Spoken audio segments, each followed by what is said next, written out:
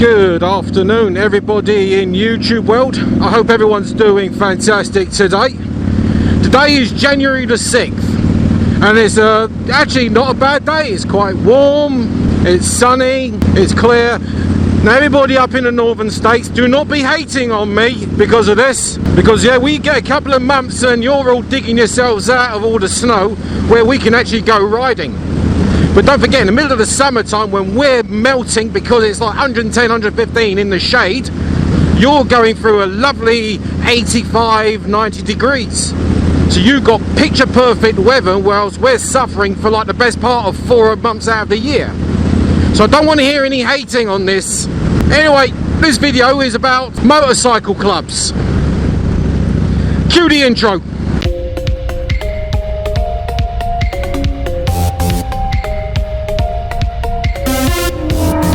What is that idiot doing? Come on, Sunbeam, get it together. Turn your hazards off, you're still moving. Alright, if you're in a bar and you're having a couple of drinks, you know, maybe with a couple of friends or something, the door swings open, in they walk. All levers, and the free patch job with the cuts, the MC gang or the MC clubs. It's not gonna be a problem. They're just gonna go and have a couple of drinks themselves. You don't have to get scared, worried or paranoid unless you're in a rival club. I've got a couple of friends who are in clubs. It's not a bad thing. They come in, they sit down, they have a couple of drinks, they have a laugh, they do their runs, they take a couple of prospects and a couple of tag-alongs go with them, and they enjoy themselves.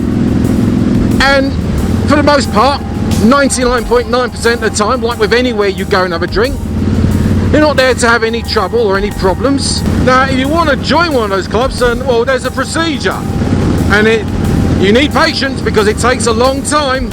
You start off as a tag-along, you make friends, and then you network your way up to being a prospect, and then depending on how long or how well you do as a prospect, you then become a full patched member. Then you go up the ranks until you make president or whatever. And I've been asked myself, have you ever considered doing something like that? And I'm like, no. I think it's because, yes, there are extra rules and regulations and their priorities, but you've got to understand like the history of like motorcycle clubs. And it's a bit of a sad history, really. You see, I'm going back as far as like World War II. There are like a lot of guys during the course of World War II stuck in foxholes or on a ship, in a bomber, part of a squadron. Some of them didn't even really know what the war was all about. All they knew is that they were fighting, and they were fighting for the person next to them. When you're in a foxhole with a bunch of soldiers, sailors, airmen, whatever, and you're fighting for your lives, they're like your brothers. And trust me, when you're facing life and death, where any one of you could be dead at any moment during any firefight, that brotherhood is deep. That friendship is deep. That comradeship is deep. These are the people that you trust with your life because they trust you with their lives. All you've got is each other. The objective becomes second place to like what you're fighting for. You're fighting for each other. That bond under those conditions goes beyond any family. So of course, we're not just talking about like, Second World War. We're talking about Korea, Vietnam, Kuwait. We're talking about, every conflict. So after these wars, a lot of these guys, they got together on motorcycles and rode as a pack. So it sort of goes back into this militaristic element. So these bands of brothers like jumped on their Harleys and they rode. I mean, if anything, just to get over the PTSD, to make sense of the world. They couldn't stay in one place. It's just, they couldn't handle it. So they rode coast to coast, border to border with their comrades, their friends, their brothers. So how does this relate to like motorcycle clubs? Well, there's a militaristic kind of methodology about how they operate. Strict rules. No matter what, your brothers come first, your club comes first. You pay your dues, you turn up, you wear the colours, You wear the uniform, basically. You obey your orders. You do as you're told. They have to trust you the way they trusted each other when they were in the field. And that trust didn't come easy. No, it's not just like the military. I mean, it's like anybody who's been through any sort of traumatic experience. You know, police have their own clubs. You know, firefighters have their own riding clubs. I'm pretty sure there's a secret CIA biker club somewhere. Requires the deepest commitment. And that commitment transcends all your freedoms. That commitment transcends all of your own personal responsibilities. The point I'm trying to make is that there's a reason why it's not easy to get in with a motorcycle club. And there's a reason why it's not easy to get out. Even though I was in the army, and even though I've been in some pretty tense situations, I couldn't even begin to understand.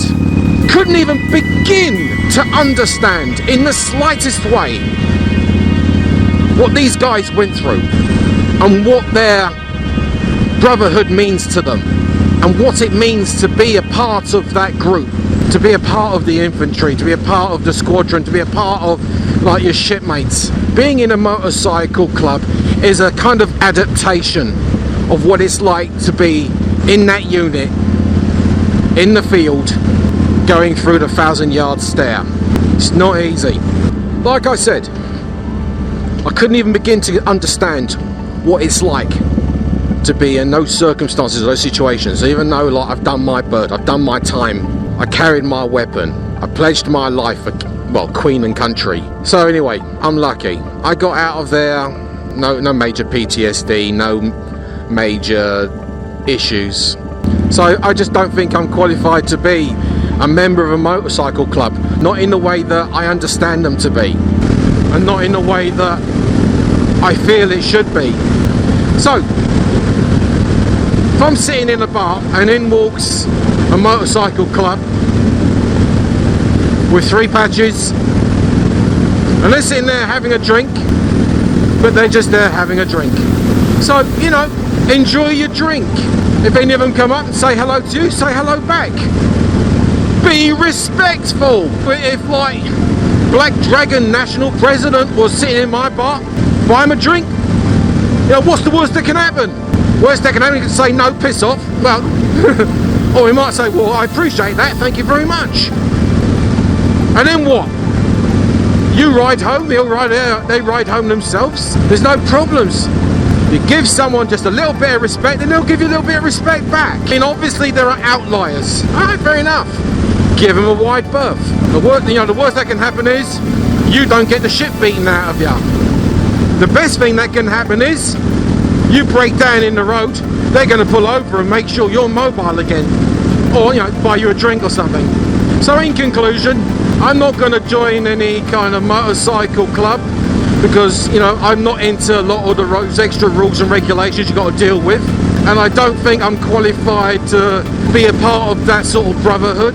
And you know, my commitments have more priority. But at the same time, if I do meet up with anyone from any motorcycle clubs, I will treat them with respect. Simple. And if they take the time and trouble to say hello to me, I'll buy them a drink, I'll chat with them.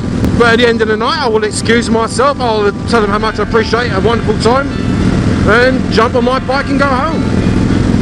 And they'll go back to their clubhouse. Anyway, I hope that makes sense to you. If you like this video, give me a thumbs up. If you're not already, hit that subscribe button. It's down there, along with some extra videos over there. Have a good one. Ride safe. Be lucky.